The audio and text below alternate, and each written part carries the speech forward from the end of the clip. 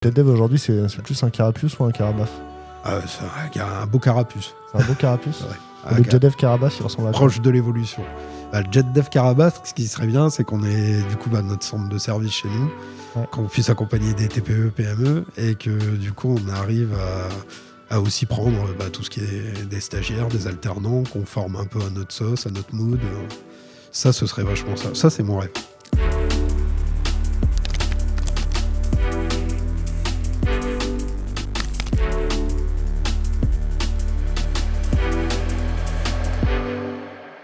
Bienvenue du coup sur cet épisode de Meet the Team avec l'équipe de JetDev. Je suis avec dans l'ordre Ramzi, Baptiste et Florian. Vous allez bien? Super. Ça va. Ouais, ça va. Du coup, le but de cet épisode, vraiment, c'est de faire connaissance avec vous, tout simplement. D'apprendre à connaître les gens derrière la marque, derrière le site internet JetDev, pour ceux qui n'ont pas la chance d'être en mission avec vous, de vous croiser au quotidien, quoi. Est-ce que c'est cool? Très cool. Et donc, on parlait juste avant, effectivement, des icebreakers qu'inventent les agilistes. Tu me disais, du coup, l'icebreaker le plus imaginatif, disons, que tu as eu, c'est un icebreaker avec un moodboard de Federer, c'est ça? Ouais, c'est ça, 15 photos de Federer. Alors, je me rappelle plus de toutes, mais t'en as une où il soulève un trophée, une autre aussi où il se prend une balle de tennis en pleine tête. Enfin, et l'idée, oui, c'est ça, c'était de trouver un petit peu, choisir ton mood pour la rétro et comment tu vas passer cette rétro-là, ouais.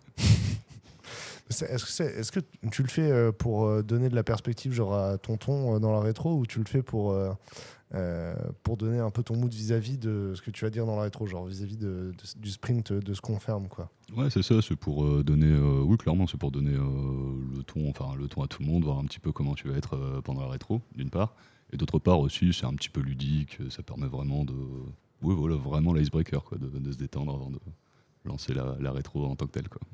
Les icebreakers, ça divise les gens, hein. Il y a des gens qui sont j'ai pas envie de parler de moi en réunion, genre j'ai juste envie qu'on parle du sujet de la réunion, j'ai pas envie qu'on parle de moi au début. Mais après, bon, moi je trouve que c'est chouette aussi d'avoir pu parler d'avoir pu aller dans le perso avant de se balancer des trucs aller au visage sur le pro, quoi. Je sais pas, c'est quoi ton rapport, Baptiste? Je sens que... Est-ce que tu aimes bien les icebreakers en début de réunion? Ça dépend lesquels. Non, je suis un peu comme toi, je pense que c'est bien aussi de lancer la machine. On a des choses à dire en rétro, il faut que ça soit efficace aussi. Et du coup, on se détend un peu et puis on brise la glace vraiment, réellement, pour exposer un petit peu les idées qu'on a à faire avancer dans la rétro, quoi. Surtout qu'éventuellement, il y a des gens que tu connais pas forcément à cette rétro, quoi. Tout à fait. C'est pas mal aussi de donner un peu de son perso, de son background, d'une certaine manière. Ouais. Bah ouais. Florian, toi, est-ce que t'as j'ai l'impression qu'il y a eu un moment, c'est devenu à la mode de faire des icebreakers et des rétros de manière générale. On faisait pas ça avant. Non, on faisait pas ça. Pendant ma mission chez Kaby, on est passé sur le modèle Spotify. Du coup, avant, on était en mode CDS interne à la société. Quand on est passé sur le modèle Spotify, du coup, c'était un peu le boom de l'agilité dans tout le web lillois, on va dire. Et moi, du coup, j'ai bien aimé parce que je l'ai connu un peu dès le début. Et ouais, je trouvais ça assez sympa. Je trouvais que ça nous permettait de nous inclure un peu plus dans le projet, d'un peu plus nous écouter, même si je me suis toujours senti écouté sur les projets sur lesquels j'ai travaillé. C'était pas un souci, mais là, moi, l'icebreaker, c'est un truc que j'aime aussi parce que je trouve que ça permet à tout le monde de parler dès le début. Ça inclut tout le monde dans la réunion et ça mobilise direct tout le monde dans la réunion. Ouais. Ça laisse personne de côté, quoi. Tout au long de ce podcast, on va parler de différents sujets. Dans un premier temps, je voudrais qu'on parle de JetDev et de savoir en fait les différenciations, hein, vraiment sur le fond de JetDev. J'aimerais bien connaître votre histoire vis-à-vis de la boîte aussi, chacun, comment la boîte elle rentre dans votre parcours de carrière. Et puis à la fin, on fera la traditionnelle très grande recette, du bonheur dans l'IT selon JetDev. Est-ce que c'est cool? Très cool. Très cool. Ceci était une annonce de plan. Tu disais qu'il y a plein de valeurs sur le site web de JetDev. Quelles sont-elles, Florian? C'est toi qui les as écrites avec tes associés. Alors, attends, pour les dire dans l'ordre, parce qu'on les a mis dans l'ordre. Il y a un ordre. Ouais, enfin, il y a un ordre. Il y a un ordre sur lequel on les a mis. Notre première valeur, c'est de nourrir la confiance. Donc, autant avec nos collaborateurs qu'avec nos clients et collaboratrices et clientes. Ensuite, on met un point d'honneur à respecter nos engagements. Donc, pareil, on respecte tous nos engagements en fonction de nos collaborateurs et tous nos engagements en fonction de nos clients. L'un des points les plus importants de la boîte, c'est de vivre l'esprit d'équipe. Donc, nous, on voit vraiment notre société comme une équipe et on est souvent ensemble. On profite de plein de choses ensemble. On fait plein d'événements ensemble. C'est vachement cool. Ensuite, on vise toujours l'excellence. Donc, comme je le disais pendant la prépa, on a pour objectif de jamais se reposer sur nos lauriers. On a été formé pour toujours apprendre et on adore ça, apprendre. Donc, et dans notre métier, il vaut mieux parce que ça évolue tellement vite qu'on est obligé de toujours apprendre. Mais ensuite, on aime aussi faire simple. Donc là, c'est beaucoup avec les clients, mais aussi avec les collabs. En fait, on n'aime pas se prendre la tête pour des choses qui n'en valent pas la peine. On vise toujours à faire le plus simple possible. Et enfin, notre point d'honneur poussé par notre CTO, c'est de cultiver et de partager notre passion. Donc, on adore participer au DevFest. Là, je vois les posters du DevFest, on y est chaque année. On adore organiser des BBL, des petites confs, participer. On est dans les ch'tis jugs, on participe à plein de... Là, on revient du DevFest de Nantes. C'est les affiches du DevFest de Nantes. La DA était assez incroyable. On a passé un très bon moment avec eux, effectivement. Ouais, c'est sympa. Il faudrait qu'on en fasse d'autres. Là. Chaque année, on y va tous. Là, toute la boîte, on pose un RTT pour tout le monde. Et tous les jet devs, on est au DevFest Lille tous les ans. Je suis assez impatient de voir la nouvelle formule du DevFest de Lille. Ouais. La nouvelle formule qui arrive m'impatiente. Sur 2 jours, c'est ça? Ça, je ne peux pas dire. Mais clairement, n'espère pas ça. J'ai peur que tu sois déçu si tu l'attends si fort. Non, je l'attends pas si fort, mais c'est vrai que c'était une réflexion à un moment. Est-ce qu'ils le font sur 2 jours ou pas, du coup? Ouais. Peut-être pas. On verra. Peut-être qu'il y a une étape intermédiaire. Je ne sais pas tout. Et puis c'est pas écrit en fait. Ouais, je trouve ça intéressant parce que en fait les valeurs, maintenant que tu les as lues dans l'ordre là, et vous m'avez parlé avant en prépa de vos parcours, en fait je pense que les valeurs sont vachement inscrites dans vos expériences. Et ce que je comprends, c'est qu'en fait elles répondent en fait à vos expériences perso. Du coup, je suis chaud pour qu'on parle d'abord de vos expériences pro, de votre parcours et de comment vous avez rencontré JetDev, et qu'on finisse par toi, Florian. D'accord. Tu me regardes, mais on va finir par toi. Ramzi, toi en premier, c'est quoi ton parcours? Déjà, quelle formation as-tu faite? Qu'est-ce que tu as fait avant JetDev, quoi? Alors avant JetDev, moi à la base, après le bac, j'étais parti pas du tout sur de l'informatique en fait, j'étais parti plutôt sur une licence de mathématiques, mécanique, informatique, physique. De la géomatique? Géomatique allemand. Et j'ai passé 3 ans, j'ai fait 3 ans, et ça, à force en fait, en regardant un petit peu sur la formation, ce qui m'a vraiment plu c'était l'informatique en fait. Donc je me suis dit je vais plutôt repartir de zéro, donc j'avais fait un BTS puis ensuite une école d'informatique en fait, donc l'EPSI Lille pour le citer d'ailleurs. Et c'est durant cette formation donc à l'EPSI que j'ai rencontré Théo, l'un des 3 associés. Et on s'entendait plutôt bien du coup pendant les cours, et puis il a commencé à me parler un petit peu de son projet, donc de monter une boîte, de monter JetDev en l'occurrence. Et ayant suivi ça de loin, en fait, je voyais le projet qui commençait à prendre de plus en plus forme. Il était super content d'ailleurs de m'annoncer qu'il allait partir en mission du coup sous le nom de sa société en fait. Et voyant ça qui commence à prendre forme, ce qu'il souhaitait inculquer, ce qu'il voulait faire du coup, essayer de faire quelque chose de différenciant par rapport aux boîtes sur lesquelles on était. Un jour je lui ai dit écoute, si jamais tu as de la place pour moi, il n'y a pas de problème, je viens. Donc on était là en quasiment 6 mois je pense, c'était 6 mois après qu'on est sorti d'études en fait. Donc là on a fait une petite rencontre du coup, là où j'ai rencontré les 3 associés. Donc là c'était la première fois que j'ai rencontré Florian, Will et Théo du coup. On a discuté ensemble un bon moment, je pense, 1 heure ou 2 heures, je sais plus. Un petit moment. Et ouais, le film. Est-ce qu'il y avait à manger? Il y avait un petit peu à manger. Ouais, parce que dès qu'il y a à manger, ça rallonge le processus. C'est vrai. Donc non, franchement, ça s'est super bien passé. On a discuté, j'ai dit ok, il n'y a pas de souci, on voit comment on fait. Et puis 6 mois plus tard, je me suis retrouvé Même pas, ouais, 5 mois, pardon. 5 mois plus tard, je me suis retrouvé chez JetDev. Donc tu étais quand même encore junior, fraîchement diplômé quasiment. Ouais, tout à fait. Ouais. Ok, et ce qui était le cas de Théo aussi du coup. Ouais, c'est ça. Ok, cool. Ça me va. Baptiste, Ouais. quelle est ton histoire, Baptiste? Alors la mienne, elle est un peu plus longue. Mhm. J'ai eu mon bac en 99, Ouais, parce que oui, t'as 10 ans de plus que tout le monde à table, quoi. probablement. Enfin, on le dit pour l'image, quoi, parce que c'est... Ouais. Et donc du coup, j'ai fait un DUT informatique en 2001. J'avais envie d'explorer autre chose, donc je suis parti vers d'autres milieux. Donc j'ai fait de l'art plastique et puis après de la photographie. Mhm. J'ai fait une grande école de photo sur Paris. Et ensuite, j'ai travaillé pendant une 12aine d'années en tant que retoucheur et photographe. Mhm. Retoucheur, enfin je vais pas m'étendre là-dessus, mais voilà, j'ai travaillé là-dedans pendant un certain temps. Et puis au bout d'un moment, j'avais besoin d'une autre stimulation intellectuelle, quelque chose d'autre, quoi.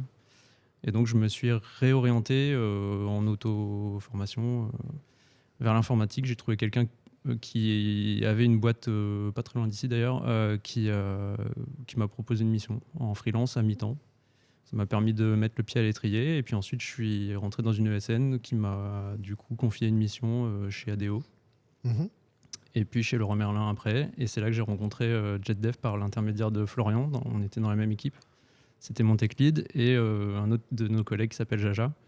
Et donc, ce que j'ai apprécié, c'est que visiblement, la relation entre eux était super, à la fois détendue, épanouissante. Et puis, il y avait vraiment quelque chose qui se passait. Une complicité. Ouais, une vraie complicité. Et du coup, ça m'a donné envie à la fois de quitter mon ESN avec laquelle j'avais pas toujours la même vision.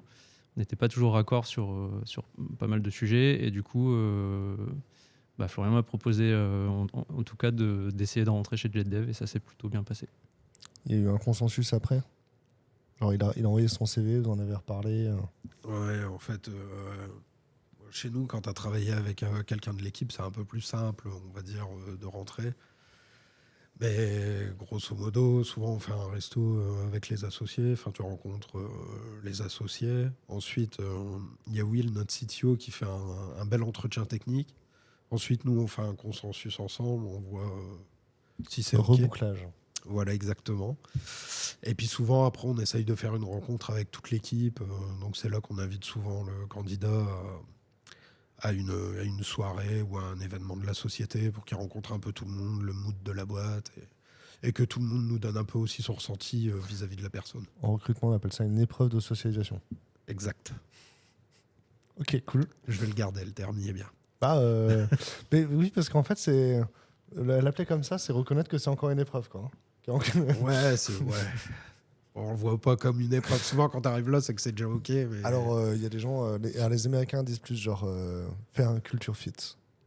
Ah ouais, c'est pas mal. Je trouve que c'est un peu moins reconnaître le fait qu'éventuellement ça peut ne pas marcher et qu'il faut rester quand même à fond. Mais oui, c'est un peu un truc. Ouais, nous, on le voit plus comme une épreuve pour nous vis-à-vis du candidat, parce qu'on se dit souvent que on est très proche de tout le monde et du coup, c'est pas facile de rentrer un peu dans le cercle, j'ai envie de dire, alors que si, ça l'est. Mais du coup, c'est aussi pour voir pour montrer plutôt que l'ambiance chez nous, elle est vraiment bonne et que ça se passera très bien. Créer il n'y aura pas de soucis. Ouais, créer de l'adhésion de la part du groupe envers la personne. Exactement. Ouais, ça me va. C'est cool. Et toi, Florian, c'est quoi ton histoire? Alors moi, mon histoire, moi j'ai commencé... alors moi j'ai eu le bac en 2008 ou 2009, je sais plus. Ensuite, je suis parti en maths sup à Federbe à Lille. Et puis en fait, ça me plaisait pas du tout parce que là... Alors moi qui adorais les maths, c'était plus des maths du tout. Je bossais qu'avec des chiffres qui n'existaient pas, donc c'était trop théorique pour moi. Du coup, à la fin de ma première année, j'ai arrêté. Et j'avais postulé à l'école d'ingénieur de Polytech à Lille. Ouais. J'ai été pris, du coup j'ai refait une prépa intégrée là-bas et ensuite j'ai réussi à intégrer la filière génie informatique et statistique à Lille. Du coup je suis resté à Lille parce que Polytech c'est un réseau d'écoles à travers toute la France. Du coup quand tu fais prépa intégrée, tu postules aux filières, mais en gros tu peux être envoyé partout en France. Ouais. Bref, j'ai quand même réussi à être pris à Lille, du coup très content, et puis j'ai fini Donc à la fin de mon cursus, on a un projet de fin d'études. Projet de fin d'études que j'ai fait en collaboration du coup avec Proxiad, donc une ESN lilloise. Mhm.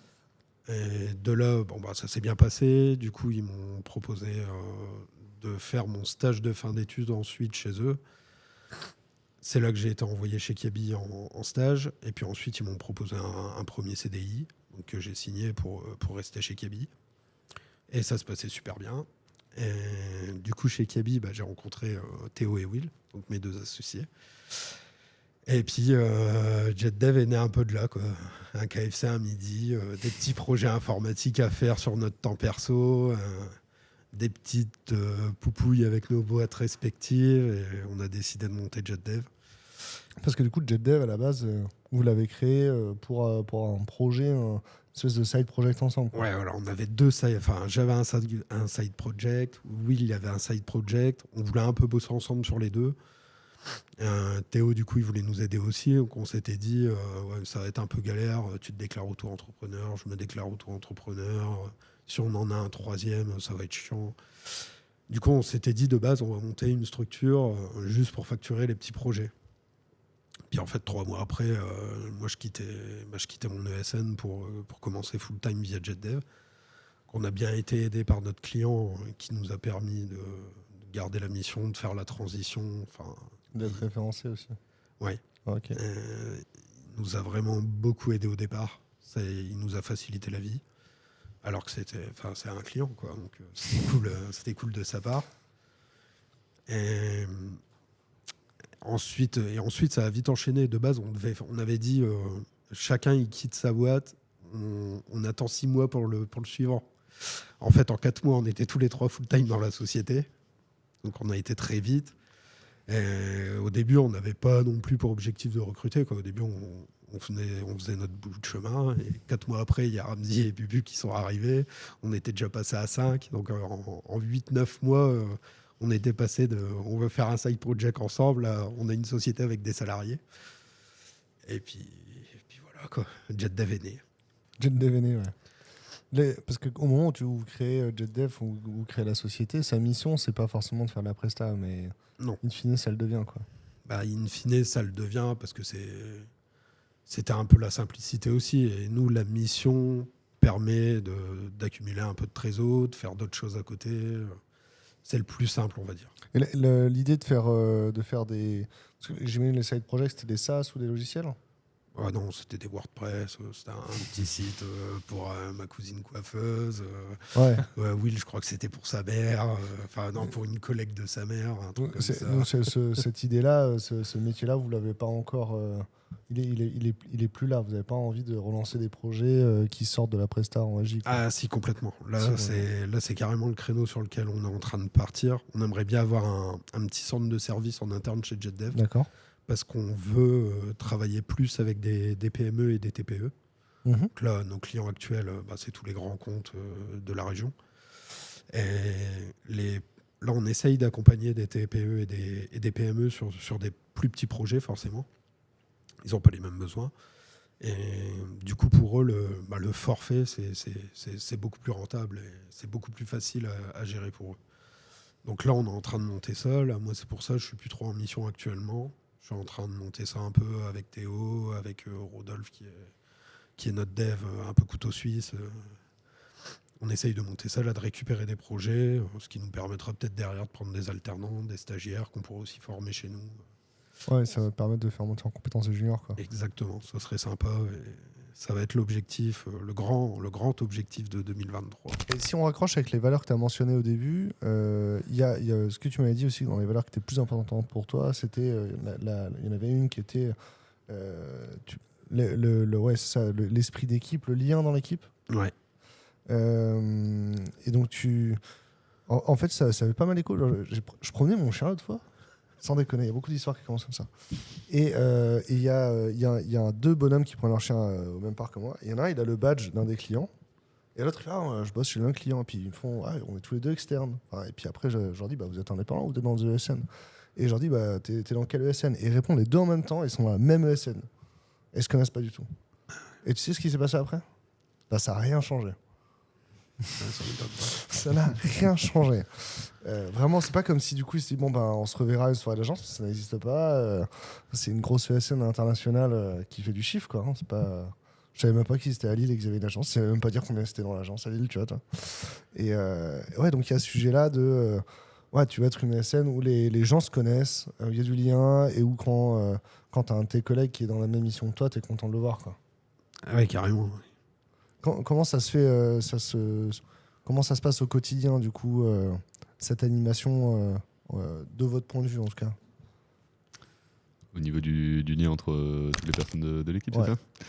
Bah déjà, alors c'est vrai que moi personnellement je suis dans une mission sur un client où il y a moins de personnes on va dire par rapport aux autres, mais ça m'arrive de les croiser assez souvent, des fois quand ils organisent quelque chose, quand ils organisent un petit resto avec leurs collègues, ça m'arrive de passer. Nous de manière générale aussi, surtout en plus avec la mode du télétravail présent sur site, là en ce moment on essaie de tous se rejoindre le lundi à l'agence, on a tous les clés, on peut passer quand on veut. Il y a des personnes qui disent bon bah voilà, je serai à l'agence ce jour-là, bah, pas de souci, je vais passer. Plus aussi l'événement qu'on a organisé par notre CHO, l'événement qu'on a le dernier mardi du mois aussi, où ça Ouais. permet de croiser toute l'équipe aussi, quoi. Au quotidien, ouais, ce serait plutôt comme ça. Ouais. En tout Le- cas, Le CHO, c'est un consultant aussi ou pas? non, pas du tout. Une personne à plein temps. Oui, c'est une personne à plein temps. Enfin, à plein temps, non, il fait le CHO en plus de sa mission principale, on va dire. Mais en tout cas, c'est son rôle. C'est quoi sa mission principale? La mission principale, il est Scrum Master. Et Scrum Master. Ouais. Ah, donc mais du coup, il fait Scrum Master chez les clients finaux à la fin. Oui, il fait Scrum Master Ouais, chez client FIO. il est bien consultant. Oui, oui, pardon, j'avais pas bien compris alors. Oui, il est bien consultant, ouais. Ok, cool. C'est lui qui faisait le truc avec Federer? C'est lui en tout cas qui me l'a proposé, qui me l'a suggéré, oui. Ok. Et du coup, pour organiser ça, il se déstaffe de son client régulièrement ou c'est prévu à la base, il s'est aménagé son temps? Non, souvent, ouais, il s'aménage son temps, il le fait un peu sur son temps perso. Et il a un budget pour le faire? Oui. Ouais, donc il a un budget de la boîte. On a un budget mensuel par tête. Ça veut dire que tous les mois, le nombre de salariés dans la société, on multiplie ça par 50 € et c'est son budget.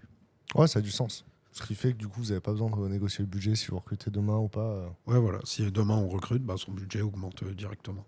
Et aujourd'hui, du coup, vous êtes combien chez JetDev? Aujourd'hui, on est 12. Vous êtes 12. T'es content? Ouais. Ok.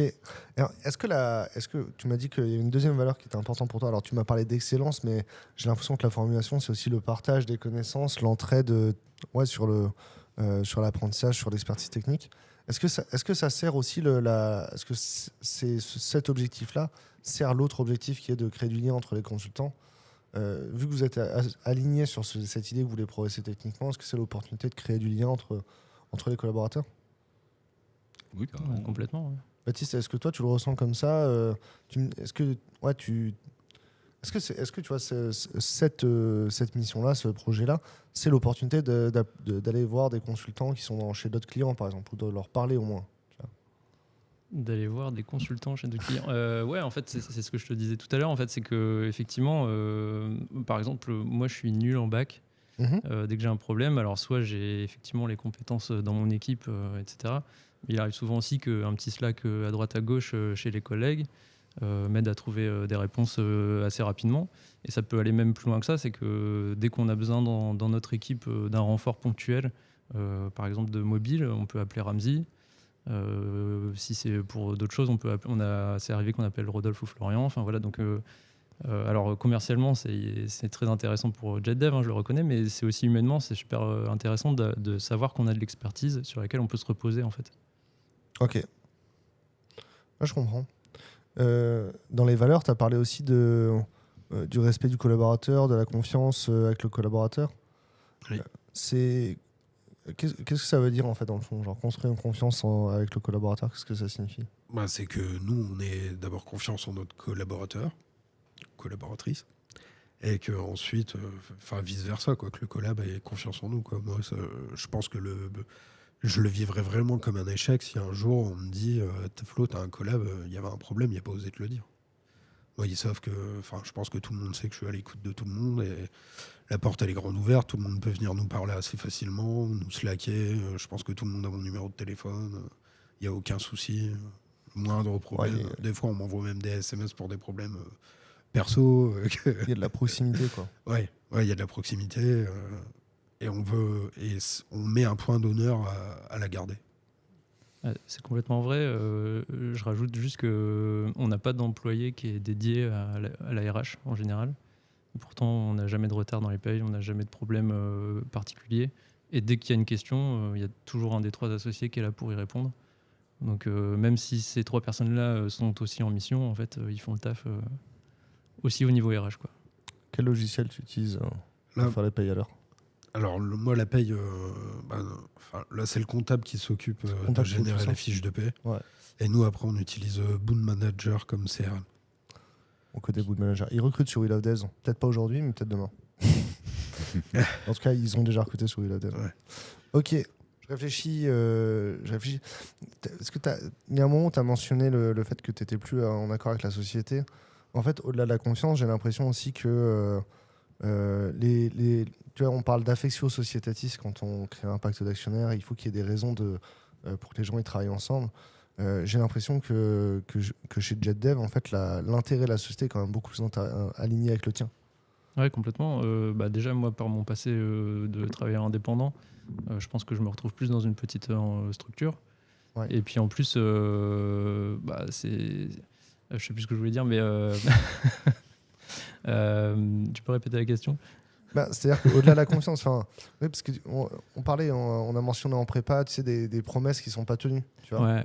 Et en fait, au final, aussi, quand tu travailles, quand tu es dans une grande ESN, la grande ESN a des objectifs de marge, des objectifs comptables, quoi. Là, chez JetDev, les objectifs comptables, au final, sont relativement accessoires. Ouais, Confirme. il faut quand même qu'on soit en bénéfice, parce que Voilà. forcément, Alors, une boîte sans pour le argent... coup, il y en a elle des vit objectifs comptables, mais en plus, toute la boîte est au courant en fait, de ce qui se passe à ce niveau-là. On a aussi, entre guillemets, notre mot à dire sur les investissements qui vont être faits, etc. Donc ça, c'est super intéressant. Ouais. Et puis, sur les valeurs, en fait, je pense qu'on se retrouve tous sur ces valeurs d'entraide, d'apprentissage continu, de recherche de l'excellence. Ouais. Et puis aussi d'être quelqu'un de facilitant, de rendre les choses faciles pour le client dans tout ce qui est gestion au quotidien du projet, mais aussi techniquement, quoi. Est-ce que la vocation de JetDev, c'est d'être là pour les consultants? C'est ça la forme de la question, tu vois, plutôt que finalement l'actionnariat, c'est 3 patrons que tu connais. Il n'y a pas des actionnaires qui sont loin et cachés, tu vois, qui ont un dessin privé. Là, tu as 3 patrons que tu connais, tu peux comprendre leur agenda, et leur agenda, au final, c'est juste de servir les clients et d'avoir de quoi payer les salaires à la fin. Ce qui fait que du coup, quand ils te font des promesses, c'est pas compliqué non plus. Ils n'ont pas de raison de ne pas les tenir, tu vois, non plus. Ouais, tout à fait. Mais alors, quand même, ça reste une ESN, hein, donc on est là avant tout aussi pour le client. Hein. Donc effectivement, on se sent bien traité, même choyé, on va dire. Mais tout ça, c'est pour créer en fait les meilleures conditions possibles pour que nous, après, on puisse apporter vraiment nos compétences chez le client, quoi. Comment on apporte de la valeur au client, Florian? Alors ça, c'est une bonne question. Comment apporter de la valeur au client? D'abord, c'est d'essayer de bien comprendre son besoin avec lui et d'essayer d'y répondre avec nos forces et nos atouts. La dernière fois, j'étais hyper content parce que j'ai un client qui m'a dit: quand je prends un JetDev, j'ai pas l'impression de prendre un prestat, j'ai l'impression de prendre toute une société. Parce que les gars, vous arrêtez pas de vous slacker. Dès qu'on a un problème, il y a toute la boîte qui est capable d'y répondre. Il dit: je trouve ça incroyable. Je sais qu'il y a plein d'autres boîtes qui le font, mais à mon avis, ça se ressent un peu moins, et où, à mon avis, tout le monde n'ose peut-être pas poser les questions. Chez nous, je pense que tout le monde ose, il n'y a aucun souci. Et je pense que c'est aussi ça notre force, et ce qui fait qu'on aide fortement le client sur ses besoins aussi. Ce qui vous différencie, c'est une valeur ajoutée pour le client aussi, au-delà du consultant, quoi. Exact. Ça apporte de la valeur au client. Je pense, ouais. Enfin, je pense. J'en suis quasi sûr. Ouais. T'as l'impression aussi, ça, Baptiste, par rapport à tes expériences précédentes, que du coup, tu arrives avec des super pouvoirs au-delà de simplement être un consultant. C'est quoi en plus tes technos ou ta spécialité? Tu interviens sur le front? Ouais, t'es dev web, du coup ouais. Être plus qu'un dev web, tu as un super pouvoir en plus qu'être un dev web de JetDev. Ouais, c'est ça, en fait. C'est quand tu arrives en mission, tu n'arrives pas tout seul, en fait. Tu as tes petits copains derrière, des espèces d'anges... des anges gardiens. Anges gardiens, voilà, qui sont au-dessus de ton épaule, et effectivement, ça donne une certaine confiance, en fait. Je sais que...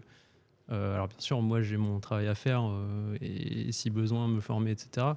Mais en plus, je peux trouver de l'aide et des réponses grâce à mes collègues, quoi. Et donc, ça me met en confiance pour ma presta, quoi. Ça fait partie de la mission de l'ESN de former ses salariés, quoi. Former les collaborateurs et les collaboratrices. Ah bah complètement. Et- Si tu formes pas tes collaborateurs, ça devient compliqué Ouais. la suite des événements. La question, c'est tu vois, genre, comment vous le faites? Et vous le faites en créant du lien entre les collaborateurs. Créons du lien, ouais, on paye aussi des formations. Enfin, on participe à pas mal d'events tech dans la région, mais aussi en France, quoi. Par exemple, Ramzi est à l'Android Makers à Paris cette année. Nous, ça nous permet de découvrir des nouvelles technos. On se prend du temps pour se former dessus. Nous, chez nous, par exemple, on a les congés classiques. On a 5 semaines de CP, 2 semaines de RTT.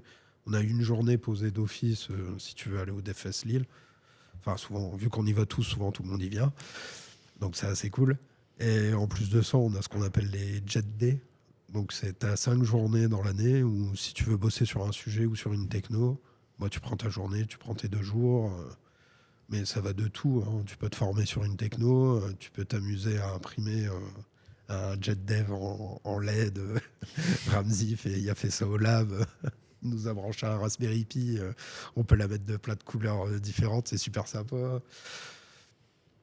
Mais après, il n'y a pas de souci. En fait, si un collaborateur ressent le besoin d'avoir une formation sur une techno que nous, en interne, on n'est peut-être pas capable de lui donner parce qu'on n'a pas la compétence ou qu'on n'a pas le temps, on va aussi lui payer une formation. Enfin, on paye les formations, quoi. Il n'y a pas de souci. Tant qu'il y a de la marge, c'est OK, quoi. Ouais. Après, moi, la marge, le plus important de faire de la marge, c'est pour les gars. Parce que je me fixe, mon objectif à l'année, c'est la prime de fin d'année pour tout le monde aussi. Alors, chez Jet, parce que, faut que je l'explique aussi, ça. Chez JetDev, on a mis en place un contrat d'intéressement, donc avec tous les collabs. On essaye vraiment de co-construire la société avec nos collaborateurs. Du coup, dès qu'on prend des grosses décisions, souvent on le fait tous ensemble. Et du coup, on a un contrat d'intéressement, on reverse 25% de tous les bénéfices avant impôt à tous les collaborateurs.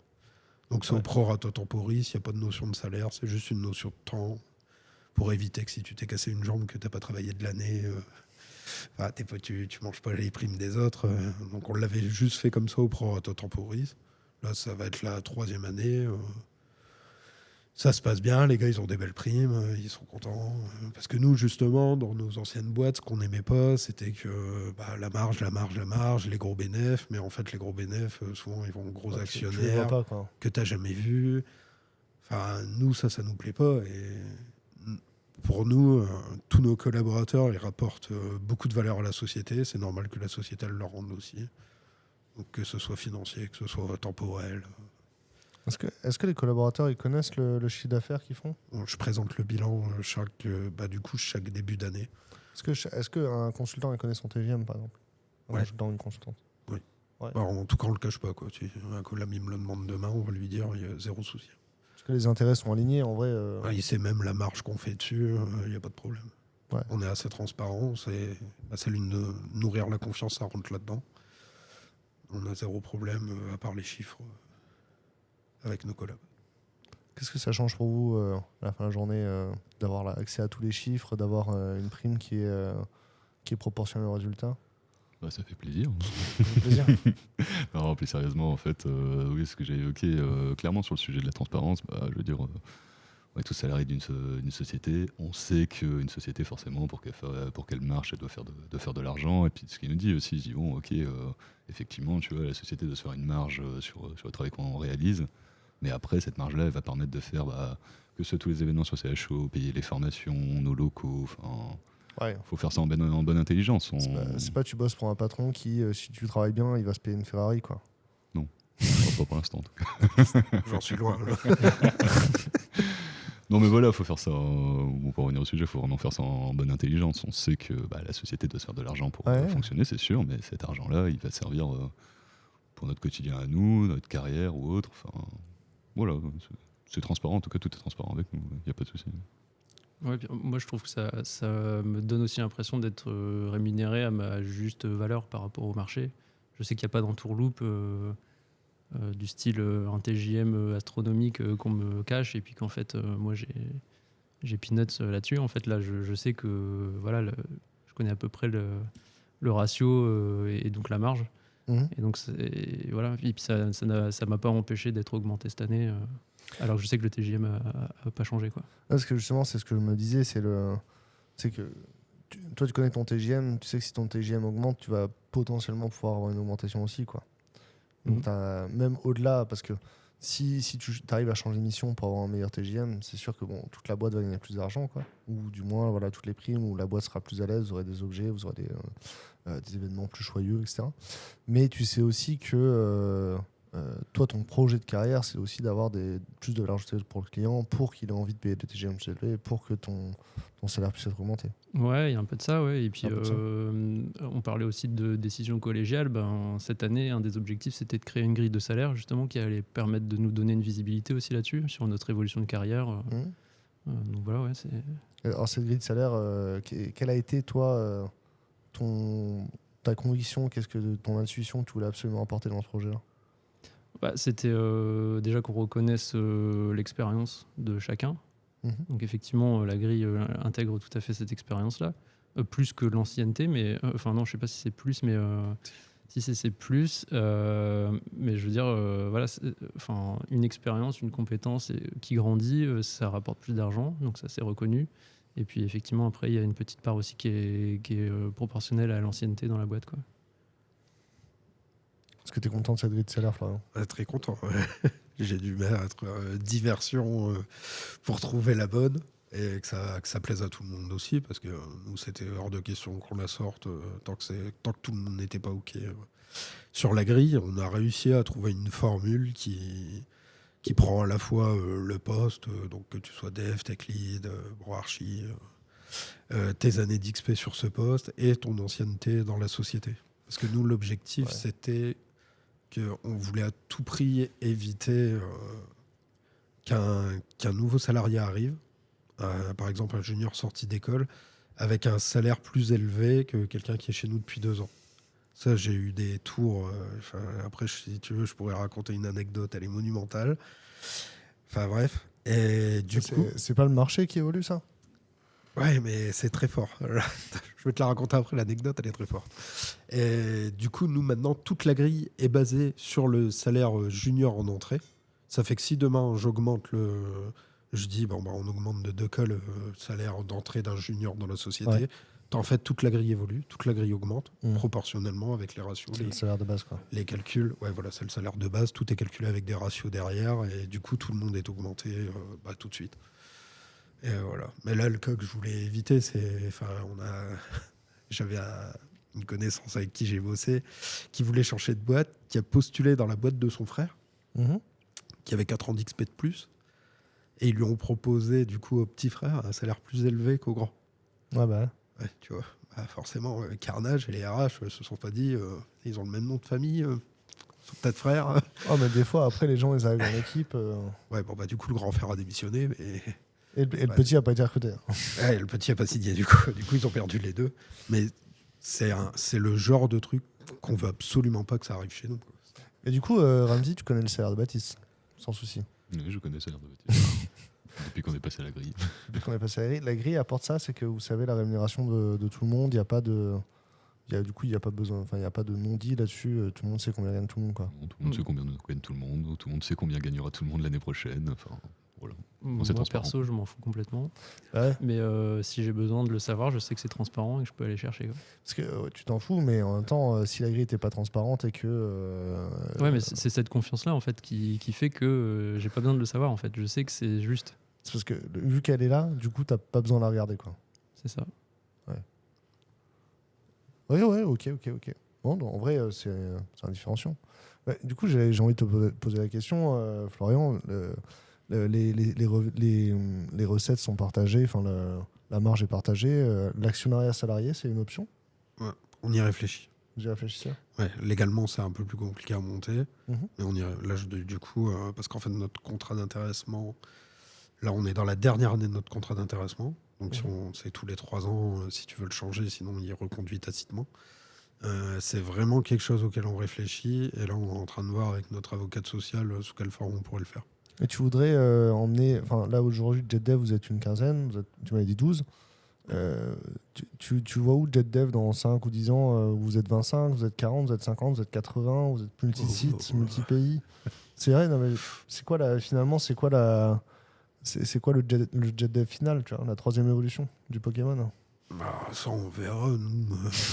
Comme si bien aimé l'évolution. En vrai, on n'a pas d'objectif de chiffre chez JetDev. De base, on n'a pas fait la société pour l'argent déjà. Donc, du coup, ça nous enlève une sacrée pression parce notre objectif de chiffre, c'est qu'on soit rentable. Moi, mon seul objectif de chiffre à l'année, c'est le montant de la prime. JetDev aujourd'hui, c'est plus un carapuce ou un carabaf? C'est un beau carapuce. C'est un beau carapuce. Ouais. Le JetDev carabaf, il ressemble à quoi? Proche de l'évolution. Le JetDev Carabas, ce qui serait bien, c'est qu'on ait du coup notre centre de service chez nous, qu'on puisse accompagner des TPE, PME, et que du coup on arrive à aussi prendre tout ce qui est des stagiaires, des alternants, qu'on forme un peu à notre sauce, à notre mood. Ça, ce serait vachement ça. Ça, c'est mon rêve. Et il y a aujourd'hui, vous avez des fonctions support commerciales, RH. Pour l'instant, on se partage toutes les fonctions support sur nous 3. Du coup, vous êtes déstaffé au moins 3 jours semaine, non? Là, moi, maintenant, depuis que j'ai arrêté l'émission, je reprends que des missions ponctuelles. Je suis un peu plus déstaffé, ça me laisse un peu plus de temps. Théo, il est déstaffé à 50% parce que lui, du coup, il va plus s'occuper de la partie RH et commerciale. Ouais. Moi, je m'occupe beaucoup plus de la partie financière. Ouais. Donc, et les trucs chiants, l'administratif, les impôts, tout ça, l'URSSAF. Le légal. Ouais, tout ce qui est bien chiant. Du coup, c'est pour ça que mon comptable, c'est mon meilleur ami. Comme quoi, t'aimais bien les chiffres à la base. Ouais. De base, j'adorais les maths, mais les vraies maths. Là, ils s'additionnent, là. Ouais, là, ça s'additionne. Et Will, du coup, qui est plus qui est CTO de la société, il va plus s'occuper, du coup, de tout ce qui est la partie technique, du matos des gars. Parce que dès qu'un gars il rentre chez nous, on achète le PC qu'il veut. Donc, c'est plus lui qui gère cette partie. Et c'est aussi lui qui va gérer la partie formation, l'animation des BBL, enfin vraiment tout ce qui tourne au travers de la technique, mais au sein de la société. Et alors, le Tortank de JetDev, tu penses à quel moment ça devient un Tortank de Dev? Alors ça... Je sais pas. Après, est-ce que ça deviendra un Tortank? Enfin... C'est la question aussi. Moi, si on reste Carabaf... Il y a des dresseurs qui évoluent on est heureux. Mais... Il y a des dresseurs qui empêchent d'évoluer les Pokémon. Hein. Et après, on aura d'autres problèmes. Garder cette proximité, là, on est 12. Je pense que jusqu'à 30, on pourrait la tenir facilement. Cette proximité, là, tu constates vite que sur les grosses ESN, si tu passes à 200, tu peux plus avoir la même. Donc, on a déjà réfléchi au cas où, mais c'est des paroles en l'air comme ça. Mais ça posera d'autres problèmes. On n'y est pas. Et comme je dis, nous, l'une de nos valeurs, c'est de faire simple. On va pas commencer à se compliquer la vie avec dans 10 ans. Ouais, je comprends. Mais on a co-construit la vision de JetDev aussi. On avait fait un atelier avec tous les gars. Et l'objectif principal qui en était remonté, c'est d'avoir un centre de service chez nous qui nous permettrait de bosser ensemble vraiment sur un projet, pas à travers le Slack ou quoi, de sortir une semaine par-ci, une semaine par-là pour filer un coup de main sur un projet de JetDev et d'avancer comme ça. Donc ça, c'est notre vision court terme. L'année prochaine, j'espère qu'on aura réussi. Après la suite, on verra la suite. Après, on verra la suite, on verra. Ok, c'est cool. Pour l'instant, on garde une vision à 4-5 ans. Et Tortank, c'est pas dedans pour l'instant. Tortank, c'est pas dedans. Ramdi, ma métaphore de Carabaf Tortank, elle t'a fait rire. J'ai adoré. Ouais, je trouve très bien trouvé, franchement. Tu penses qu'on peut prioriser les épiques dans le backlog sur la forme des Pokémon évolués? Un peu de travail, c'est un peu de travail, mais je pense que ça peut se faire. C'est un peu plus explicite que le MVP, je trouve. Ouais, c'est vrai, ça. Est-ce que cette vision-là, vous la ressentez? Enfin, comment vous projetez dans la vision? Est-ce que vous voyez... comment vous imaginez que la société elle évolue dans les prochaines années, du point de vue du salarié, du coup? Baptiste, ça a l'air plus chaud. Pas du tout. Ah non, je pense que tel que je connais mes patrons, ils vont avoir à cœur à conserver vraiment les valeurs dont on a parlé tout à l'heure.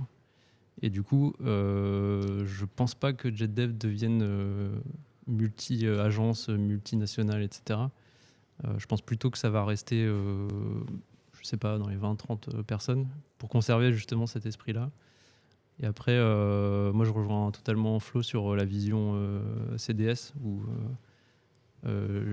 j'aime tellement mes collègues que j'ai envie de vraiment de bosser avec eux à côté, là, sur le bureau à côté, et puis qu'on avance ensemble sur des projets. Donc ça, je suis complètement raccord avec ça, quoi. Je sais, j'ai une question pour se projeter. Elle est pire que la question des Pokémon. Parce que justement, moi, j'ai rien compris aux Pokémon. C'est pas ma génération. Back en 2001, t'as pas joué à Pokémon du coup ? Absolument pas. Parce que nous, la génération 90, on a joué à Pokémon. Ah, c'est sûr. Ouais, mais on avait 10 ans quand même. Mon petit frère, il a appris à lire sur Pokémon Rouge. Hein. Ouais, bah, Ouais. Bon, désolé. Alors, attends, du coup, imaginez donc dans 10 ans, JetDev fait construire son siège social. Déjà est-ce qu'il fait construire un siège social ? À quoi ressemble le lieu de vie des JetDev dans 10 ans, quoi ? Oula. Ah, là, je pense que si on construit un siège social, faut y aller, quoi. Déjà, est-ce que vous êtes plus sur construire un siège social à Villeneuve d'Ascq pour les Lillois, ou acheter une vieille baraque dans le Vieux-Lille, ou voilà. C'est quoi plutôt la dimension du projet immobilier, quoi ? C'est quoi qu'est-ce qui vous ressemble le plus, quoi ? moi, j'aurais dû partir de zéro, vraiment faire construire, quoi. Ouais. Ouais, je pense que ça dépendrait des Mais ça opportunités. dépendrait, Je pense que ça dépendrait. Mettons Les toutes deux les me plairaient. opportunités sont possibles. Hein. Tout Ouais, est possible. Je connais 2 sociétés qui ont racheté 2 maisons. Ça se passe plutôt bien, c'est plutôt stylé. Après, construire un siège, on peut faire ce qu'on veut, c'est stylé aussi. Il y a quoi comme pièce dans ce lieu c'est quoi la pièce sur laquelle Ramsey il travaille ? Parce que vous m'avez dit qu'en plus... Ramsey veut un baby. C'est ça. Tu veux qu'il soit heureux, t'achètes un baby. Parce que vous m'avez dit, là, les nouveaux locaux, vous les êtes appropriés. Ramsey, toi, t'as fait quoi dans ces nouveaux locaux ? C'est les nouveaux locaux que vous avez déjà aujourd'hui.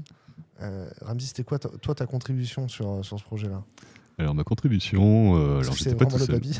Non, il n'y a pas de baby pour l'instant. Alors, j'étais pas tout seul, mais on a fait ça à 3 sur un midi. On est parti acheter une grande plaque de bois ODB, je crois, à Leroy Merlin. On a fait poser une petite tapisserie dessus. On l'a vissé au mur pour pouvoir poser une cible de fléchettes. D'accord. Et alors, dans ce méga siège social que vous allez construire from scratch dans 10 ou 20 ans, toi, c'est quoi la pièce sur laquelle tu travailles, quoi ? Bon, je pense que ce serait pas forcément une pièce, en fait. Je pense que ce serait vraiment un tout, un peu comme ce qu'on a fait là. En ce moment, on est en train de réaménager les locaux. On s'est tous posés, on a pris un petit logiciel histoire de voir tous ensemble. Non, on serait plus participer avec tout le monde. Je pense qu'après, si on construirait un bâtiment, bah, oui, on mettrait tout, des beaux bureaux, des beaux écrans, une belle pièce pour se relaxer avec les toi, collègues. T'es un arrangeur, toi, t'aimes bien faire que tout le monde travaille ensemble. Ouais, c'est ça. Et puis, comme on disait, en fait, je trouve que sur ce sujet-là, ce serait exactement comme les autres. En fait, on co-construit. Donc, on se poserait tous ensemble. Chacun arrive avec ses idées. Parce que moi, ce que je pense, et je pense que pas mal de personnes partagent cette vision dans la boîte, c'est que un cerveau, c'est bien, mais être à 12, c'est encore mieux, quoi. Bon, alors, du coup, Ramsey anime un brainstorming. Baptiste arrive. Quelle idée tu proposes à ce brainstorming-là ?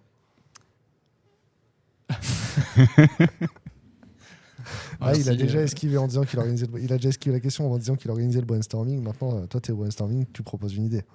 Moi, j'étais encore sur l'aménagement, du coup. Ouais, toujours sur l'aménagement. Okay, du coup, c'est le lab. En fait, on a déjà un lab là actuellement. Déjà, c'est énorme dans une petite boîte d'avoir l'opportunité de prendre un Jet D pour travailler au lab avec une imprimante 3D bricolée, etc. Donc ça, je pense que ça serait vraiment cool qu'on ait un plus grand lab encore. Avec une découpe au G2O, ouais, voilà, un truc pour imprimer des stickers, des trucs comme ça. Ça serait assez cool. Ouais. Donc toi, c'est le lab, l'endroit où tu bosses ? Ouais, je suis assez maker dans l'âme, et du coup, c'est cool. Ouais. Et Florian, c'est quoi la pièce qui porte ta signature ? Moi, j'aimerais bien une grosse terrasse avec un gros brasero en plein milieu. Un brasero barbecue ? Ah ouais, la totale.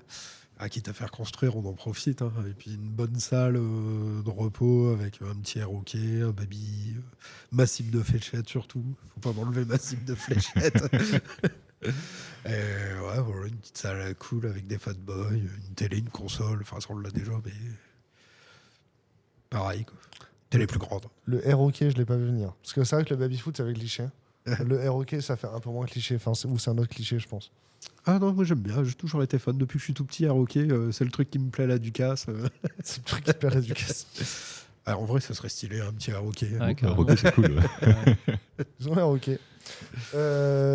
Ok, on va conclure ce podcast avec la grande question qui est la recette du bonheur dans l'IT d'après JetDev. Là, c'est votre version de la recette.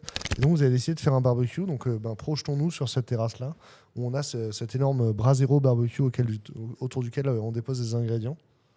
Est-ce que déjà, il y a un secret pour ce barbecue? Il y a une signature dans la préparation. Qu'est-ce qu'on fait avant de jeter les choses sur le feu? Secret dans la préparation. On se réunit pour décider de ce qu'on va jeter sur le feu. Yes. Baptiste, il a gardé la truc. Alors, mais dans l'absolu, du coup, j'imagine que vous allez faire les courses ensemble. Mhm. Où on confie la mission à Bubu Ouais, souvent. et on l'aide à vider le coffre. Alors, Bubu ouvre souvent un Google Sheet pour demander ce qu'on veut. Ça lui fait sa petite liste de courses. Après, Et- il va au chrono avec. Et lui, après, ou Chandrive ou n'importe. Et comme ça, tout le monde a tout ce qu'il veut. C'est sympa. Ok. Bon, bah, du coup, c'est cette recette du bonheur, en vrai, c'est une métaphore. On va pas vraiment faire à manger. L'idée, c'est de rester là. L'idée, c'est de rester dans la. Ouais, c'est ça. C'est quoi l'ingrédient principal? J'imagine donc il y a une viande principale dans cet ingrédient. Dans le bonheur des développeurs et des développeuses dans IT, c'est quoi l'ingrédient principal? Bah, je pense qu'en fait, la métaphore du barbecue, elle est plutôt bien trouvée, puisque c'est un peu l'esprit de la société. En fait, un barbecue, c'est quelque chose qui est convivial, on est tous ensemble, on discute, etc. Et c'est un peu aussi ce qu'on pourrait véhiculer, tu vois. Par exemple, dans ce cas-ci, tu vois, on ferait un barbecue, on essaie de convenir à tout le monde, on parle de viande, là, par exemple, mais si des personnes n'ont pas envie de manger de viande, on va s'arranger, y a pas de souci. Et vraiment, quelque chose qui convient à tous, quoi. Du coup, dans cette recette-là, ce serait ça. Donc, ouais, donc l'élément principal du barbecue, c'est avant tout le moment de convivialité qu'on partage. Exactement. Ok, cool. C'est l'atmosphère, quoi. Ouais, c'est ça. Ok. Autour- Alors, c'est la première fois que dans une recette, on met l'atmosphère, mais je suis chaud. Du coup, moi, j'allais dire qu'on se réunit autour d'une bonne tech bien grillée.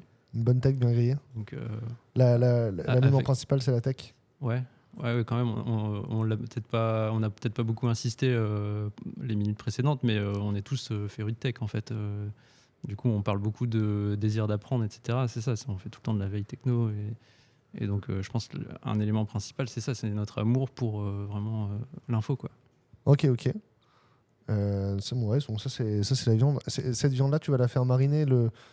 C'est quoi la phase dans ta vie pro qui représente la prépa de la viande, quoi? Genre, est-ce que c'est le moment où tu es en train de faire ta veille technique? C'est le moment où tu es en train d'apprendre? Ça, c'est le moment où la viande elle est au frigo en train de s'imprégner de la sauce? Ouais, c'est un peu ça. Ouais, comment dire toute cette veille techno, cette auto-formation, cet attrait pour assister à des talks et tout ça, c'est sans doute la petite pincée d'amour qu'on met sur la viande, quoi. Ah, et puis alors, du coup, le moment où tu la sors et t'expliques à tout le monde, alors là, j'ai mis du temps, etc. Ça, c'est le moment où t'avais préparé une formation, où t'avais préparé un talk et tu le présentes à tout le monde. T'es là, je partage. Bah, j'ai adoré faire ça, donc je le partage, ouais. Ok. Donc, c'est au-delà de l'ingrédient, c'est ok, il y a le process et le fait de le partager avec les autres, quoi. Ouais. Un peu comme quand justement tu ramènes un truc à un barbecue, mais t'es le seul qui en mange pas parce que tout le monde a tapé. Tu fais vas-y, prends le dernier bout. Ouais, c'est un peu ça, ouais. Ok, ça me va. Genre, c'est quoi l'ingrédient du barbecue pour être dans l'IT? Ouais, j'aurais rejoint un petit peu Ramzi. Je rejoins les deux en fait. Nous, c'est vraiment l'état d'esprit et notre volonté d'être bon sur la technique. Je vois pas quoi d'autre rajouter en fait. Ramzi a dit un peu quelque chose aussi qui ressemblait au fait que chacun ramène un bout, quoi. Parce que c'est pas forcément, tu vois, au-delà de la convivialité, il y a l'idée que la recette du bonheur, c'est une recette où tout le monde peut ramener son bout dedans, ramène quelque chose, ramène un ingrédient. Comment le formalise ça? À quoi ça ressemblerait en cuisine un petit peu ça? Bah, c'est comme quand un convive ramène une salade de riz un peu chelou, et puis qu'en fait tout le monde adore, et puis voilà, ça se partage, quoi. C'est vrai que ça, c'est des choses qui arrivent au barbecue. Ouais, non, mais si, ok. Oh, ça me va. Ouais, cette idée-là, une forme d'être ouvert à la découverte. Ouais. Et puis c'est l'autre qui va apporter cet élément inattendu, quoi. Ouais, c'est ça. Alors, effectivement, j'en suis la preuve vivante. En fait, on parlait de ma différence d'âge tout à l'heure. J'ai pas eu aucun problème pour m'intégrer dans l'entreprise parce que je pense que les autres sont assez ouverts pour m'accueillir avec ma salade de riz un peu bizarre. Pour moi, c'est cool. Est-ce que vous avez un mot de la fin ? Est-ce que vous avez une tribune, une déclaration à faire pour les viewers sur YouTube, pour les écouteurs sur les plateformes de streaming ? À part que si vous êtes intéressé à nous rencontrer, on est dispo. Il y a le site, il y a le petit mail contact@jetdev.fr. Et nous, on est ouvert pour parler à tout le monde. Que ce soit pour un recrutement, une idée, n'importe. On est très ouvert à la discussion. Puis Baptiste, j'imagine, on est impatient de savoir ce que vous avez ramené comme salade de riz, c'est ça ? Exactement. Ok, c'était cool. Merci beaucoup pour ce moment, c'était chouette. Merci à vous. Pensez à vous abonner à la chaîne YouTube, pensez à nous suivre et à laisser des commentaires, des notes sur les plateformes de streaming si vous écoutez le podcast. Vous pouvez poser vos questions sur la section commentaires de YouTube, même si vous l'avez écouté sur une plateforme de podcast. Allez sur YouTube, postez votre question. Les participants de ce podcast, donc Florian, Baptiste et Ramzi, répondront à toutes vos questions, même si c'est des questions techniques. Et s'ils ne voient pas vos questions immédiatement, spontanément, bien sûr, on les appelle. On leur dit de venir vous voir, de répondre aux questions. Toutes les questions seront répondues. Merci beaucoup. J'espère aussi que vous avez passé un bon moment. Et à bientôt pour une prochaine vidéo.